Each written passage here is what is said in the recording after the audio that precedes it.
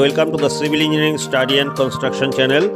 This is Devesh Bhattacharya, and today we will dive deep into the fascinating world of construction of isolated column foundation.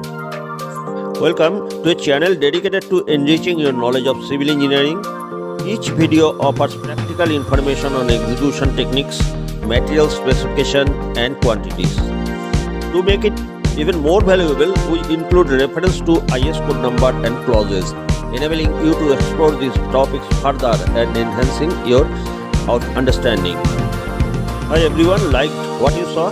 Make sure you subscribe and tap the bell icon to stay updated with all our latest uploads. We are here to bring you amazing content every week. Got any doubts or thoughts about today's videos? Share them in the comments and I will get back to you soon. Let's start the video on isolated column foundation. This is the construction site where a RCC frame structure building is being constructed. First of all, I will discuss about the specification of the material used in concrete work. For concrete work, the selection and grading of coarse aggregate, that is stone chips, and fine aggregate, that is sand, are suggested by IS 456-2000 and IS 383-2016. Number 1. Stone chips. For stone chips, size and grading should conform to IS 383-2016 Table 2 to ensure a well-graded mix. Commonly used sizes are 20 mm, 12.5 mm and 10 mm depending on the structural element. It should be hard, durable and free from organic impurities such as clay, silt and deleterious material. It should not be flaky or elongated as per IS 2386. Angular or cubical aggregates are preferred for better interlocking. Water absorption should not exceed 2%, impact value should not exceed 30% and crushing value should not exceed 45%. This is sand. Sand should be clean, free from silt, clay and organic impurities, and it should not contain any harmful impurities like alkali, salt, which might cause corrosion. Sand should conform table number 9 of IS 383-2016. Grading zone 2 is most commonly used for concrete work. Its fineness modulus should be 2.6 to 3.2 and silt content should not exceed 3% as per IS 2386 part 1. Now cement for concrete mix. Concrete mix proportions should be designed as per IS 10262-2019 for achieving the desired strength and durability. The water-cement ratio, aggregate size and grading significantly affect the workability and strength of concrete. For normal concrete work, cement may be used as 33 grade ordinary Portland cement as per IS 269-2015, 53 grade ordinary Portland cement as per IS 12269-2013 or Portland Pozzolana cement as per IS 1489 part 1 and 2 2015. This is the column and column foundation reinforcement. The size of foundation is 1.5 meter by 1.5 meter and the depth is also 1.5 meter. For reinforcement in the column, there are 6 numbers 16 mm dia HYSD bar and at the end there is L-type leg of 800 mm long. For tie, it is 8 mm dia HYSD bar at the rate of 150 mm center. At the base, there is a reinforcement mesh made from 8 mm dia HYSD bar and the spacing is 150 mm center both ways and at two end there is 150 mm L. Now friend, I am going to describe some key functions of this isolated column and foundation. An isolated column is a single vertical structural member designed to carry axial loads and moments from slabs and beams needs to be transferred to the foundation. This RCC column has 4 components. Number 1 component, longitudinal reinforcement or vertical reinforcement or main bars. Function of these bars are resist axial compressive loads and moments, that is bending forces. Provides additional strength to prevent buckling of the column. Enhances the load carrying capacity of the column. The number, diameter and spacing of the bars depend on the column dimensions and applied loads. As per IS 456-2000, minimum longitudinal reinforcement should be at least 0.8% and not more than 6% of the gross cross-sectional area of the column. Minimum diameter for longitudinal bars should not be less than 12 mm. Clear spacing of longitudinal bars should not exceed 300 mm. Second component is lateral ties or rings as transverse reinforcement. Function of these bars are to prevent buckling of the longitudinal bars by holding them in position, confine the core concrete, enhancing ductility and shear resistance, distribute lateral loads uniformly. As per IS 456-2000, the spacing of ties should not exceed the least of number 1, least lateral dimension of the column, number 2, 16 times the diameter of the smallest longitudinal bar, and number 3 is 300 mm. The third component is column's bottom reinforcement mesh. The reinforcement mesh placed below the vertical bar cage of an isolated RCC column serves several important structural and practical functions.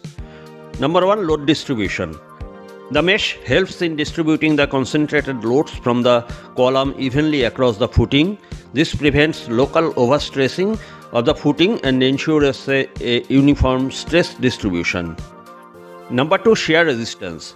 It provides resistance to punching shear which occurs due to the vertical load applied by the column on the footing. This is especially critical near the column footing junction. Number 3, crack control. The mesh acts as reinforcement for the footing slab, controlling shrinkage, temperature and flexural cracks that may develop due to the change in temperature, settlement or other stresses. Improved bond. It ensures a proper bond between the vertical column bar and the footing, enhancing the overall structural integrity. Number 5, construction support. During construction, the mesh provides stability to the vertical reinforcement cage, helping to maintain its position and alignment until the concrete is poured and set. Number 6, reinforcement for bending. The mesh works as tension reinforcement for the footing, particularly if the footing is subjected to moments or if it spans over an unevenly distributed load. Reinforcement mesh is designed based on the load, column size and soil bearing capacity, ensuring the structural safety and durability of the column footing system. Fourth component is concrete core. Function of this concrete is resist compressive loads, transfer the load uniformly to the reinforcement, provide fire resistance and protect reinforcement from corrosion. The tapered part of an isolated column foundation is called the pedestal or sloping base. It serves the purpose of gradually transferring the load from the column to the larger footing base, ensuring proper stress distribution and stability of the structure. Minimum cover for the main bars is to be 40 mm or the diameter of the longitudinal bar, whichever is greater. While designing the column, care should be taken to check whether the column is short or long column. So friends, watch the balance part of the video where you can see the process of concreting. In the next video, I will meet you again with such type of interesting and important video. Thanks for watching this video. Stay connected.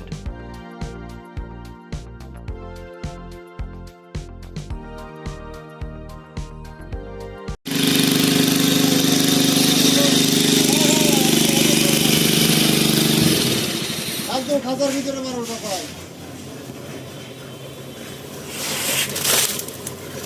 এদিকে ঘুরে এসে মার, এদিকে চারিদিকে ঘুরে মার, টাপারে মার, চারিদিকে ঘুরে মারতে হয়, একদম খাঁচার মধ্যে মার।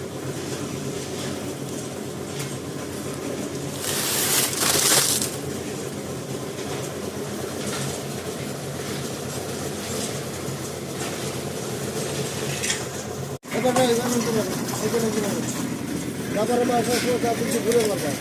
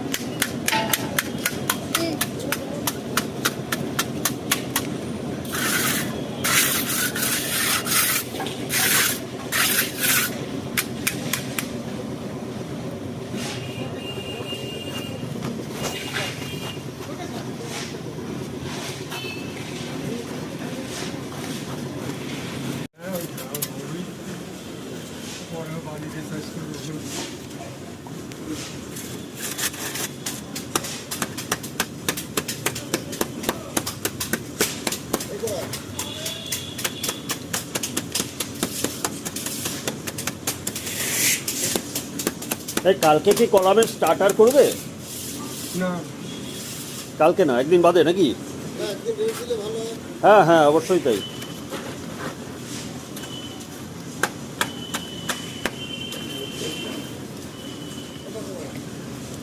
ওই ওয়াটার প্রুফিংটা না আমি অন্য কোথাও দিতে বলিনি, শুধু ওইখানটাতে, শুধু ওইখানটাতে, ট্যাঙ্কের ওইটাতে, অন্য কোথাও দিতে বলিনি, অন্য কোথাও লাগবে না। হ্যাঁ, সেটা তো তুমি যত দেবে ততই বেটার, যেখানে দিতে পারবে সেটাই বেটার, তাই না? লাগবে না, ওইটাতে দিয়ে দাও, সেফ থাকবে।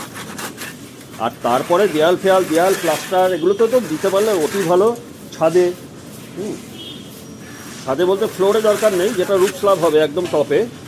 হ্যাঁ হ্যাঁ,